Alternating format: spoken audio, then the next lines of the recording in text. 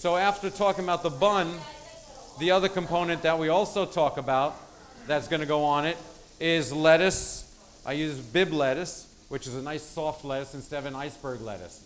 Okay, so the lettuce leaves are crunchy. There are lots of flavor.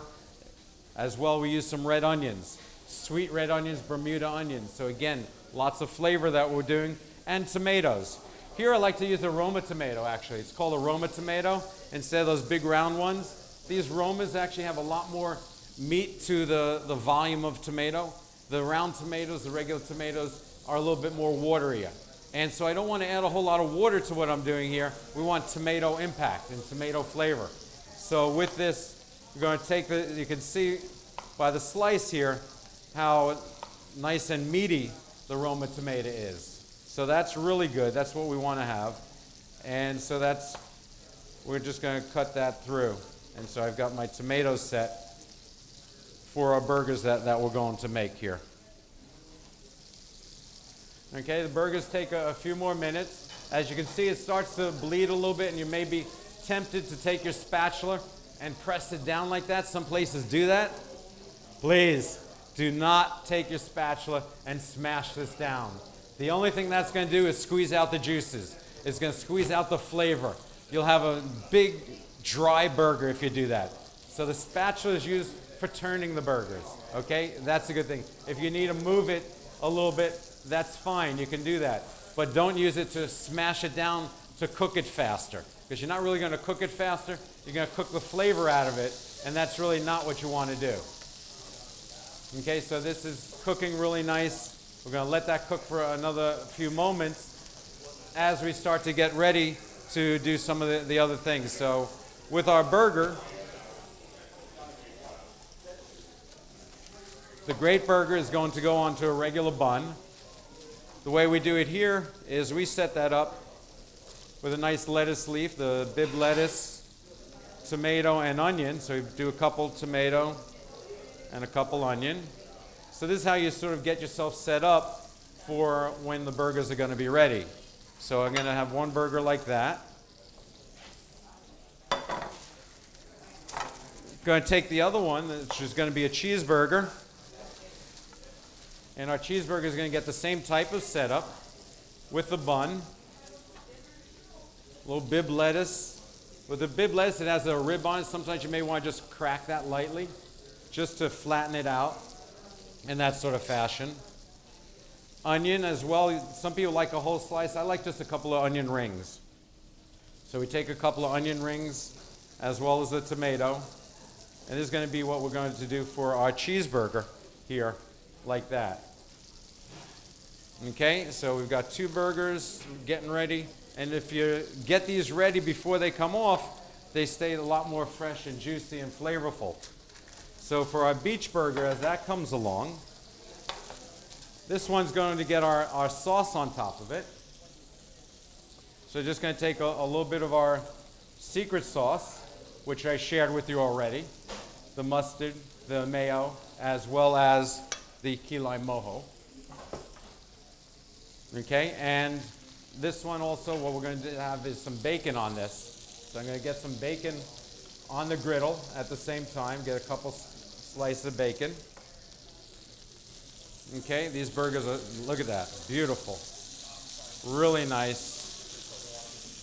Full flavor burgers. They're coming along really well. So on two of these, what we're going to do is put two different cheeses, because what we're going to do is make one cheeseburger. So that's when you turn it over again, that's when you'll put the cheese on. And also again, right here, we're going to put the Swiss cheese on our burger and going to let that melt. So that for a regular great burger, this is the way we serve it. We're all set with the bun and everything comes up straight like that. So look at that. That's a great burger, which you guys have been eating and you've been tasting, and actually we're going to send out some samples of this in a few moments. So you'll see that coming along as well. So that's our great burger. The cheeseburger, classic American. People love cheeseburgers. I can't believe how just the creaminess of the cheese. We use a nice cheddar cheese with this. We let it melt. So you just let it melt right on the griddle just as you turn it over. And you can see the heat of the burger. It's coming down, it's melting, it's going to be juicy and flavorful in that sort of fashion. Our bacon is also cooking at the same time. So kind of as a chef, you sort of multitask and get a couple things going at the same time like that. And so our cheeseburger is going to come off. Just drain a little bit. That's our cheeseburger, and this is what we serve here. And this is our beach burger, melted Swiss cheese, our secret sauce. Along with that secret sauce, what I love to do is put a couple slices of pickle. So I do a couple pickles on that, as well as then we're going to take our bacon. Going to strain the bacon. Okay, going to tap it dry a little bit right over here. Get some excess grease off of it. Bacon is delicious. We love it crispy. Okay, and then what we do is take the bacon and kind of put that right on there. Okay, now this one, again, we're going to finish up with our lettuce leaf. These are not well done. I actually prefer not well done burgers. So I Just said to do it well done. You said that the bacteria is on the outside, and when you grind the meat, it gets into the meat. And I was wondering if that was true. well, you got to know where you're getting the meat from. And in general, if you're using good meat, you can rest assured if you're getting it from someone that it's cared for. In general, you can have it cooked well done. Nothing wrong with that. I like exactly. So that's kind of what we're serving here. This is a medium rare burgers.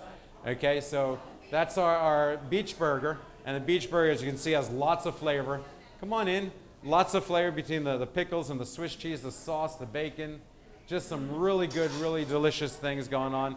And actually, we're going to pass a couple around for you. So if you haven't ordered or you have, here's some additional tastes for you. What I'd love to do also now, if anyone has any questions on burgers, I would love to answer any burger questions, either from what we do here or what you've seen.